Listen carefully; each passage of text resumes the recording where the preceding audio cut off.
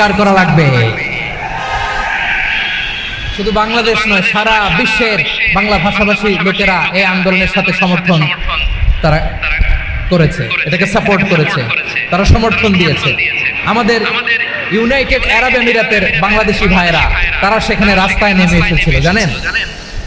ওইখানে ডেমনস্ট্রেশন করা যায় না, সেখানকার সরকার তাদেরকে যাবজ্জীবন দিয়েছিল। তখন আমাদের এই যে প্রধান উপদেষ্টা ডক্টর মোহাম্মদ ইউনূস সরাসরি G2G বলে, এটারে G2G, government to government, G2G, উনি চিঠি লিখলেন যে তাদেরকে, ইউর হাইনেস, হে সম্মানিত আমির, আপনি আমার এই চিঠির কারণে আমার সম্মানে এই 53 জন বাংলাদেশিকে মাফ করে দেন।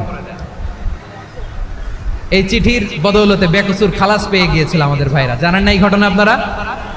তাহলে গভর্নমেন্ট টু গভর্নমেন্ট চিঠি দেওয়া হয়।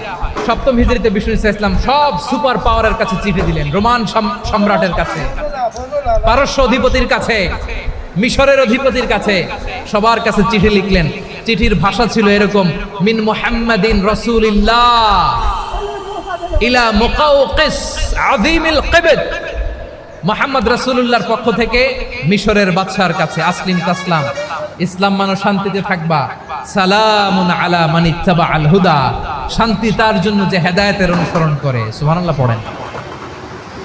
তো এই চিঠি অনেকে ভালোভাবে রিসিভ করেছে, অনেকে এই চিঠি পাওয়ার পরে নবীর কাছে আবার ইন রিটার্ন উপহার পাঠিয়েছে। কি পাঠিয়েছে? উপহার।